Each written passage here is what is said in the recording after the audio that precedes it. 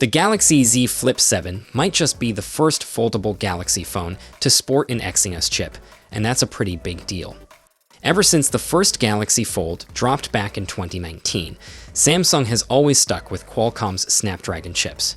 But now it looks like Samsung is gearing up to give its in-house Exynos processors a shot in some of its future foldable devices. Exciting, right?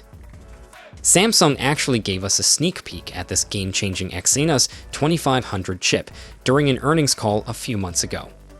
At the time, it was expected to make its debut in the Galaxy S25 and S25 Plus in markets outside of China, North America, and South Korea.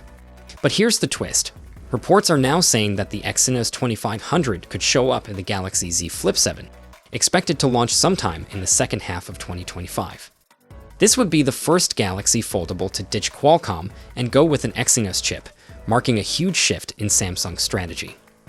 This news comes on the heels of some serious speculation about the Exynos 2500's future, with many wondering if it would ever make it into the Galaxy S series.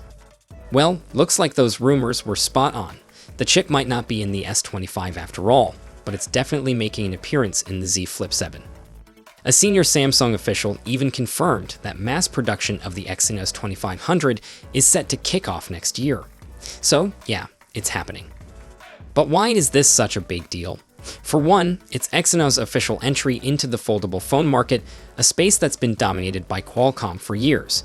That's a pretty bold move by Samsung. Also, it raises some questions about how well Samsung Foundry's 3nm second-generation manufacturing process is doing. The Exynos 2500 will be made using this new process, and some folks are speculating that this could signal that the process has finally stabilized, though, of course, only time will tell. Now, some people might be a little disappointed that Samsung isn't debuting the Exynos 2500 in the high-volume Galaxy S series. After all, getting it into a popular device like the S25 would have meant a lot more sales. But there's another way to look at it. Starting with the Z Flip7 could actually be a smart move. It lets Samsung test the waters with a lower volume device before going all in with a flagship. Plus, it gives Exynos a chance to prove itself without the intense pressure of the S-series spotlight.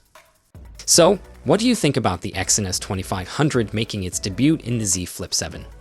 Do you think it'll live up to the hype, or is this a risky move for Samsung? Drop your thoughts in the comments below. I'd love to hear what you think. And until next time, take care.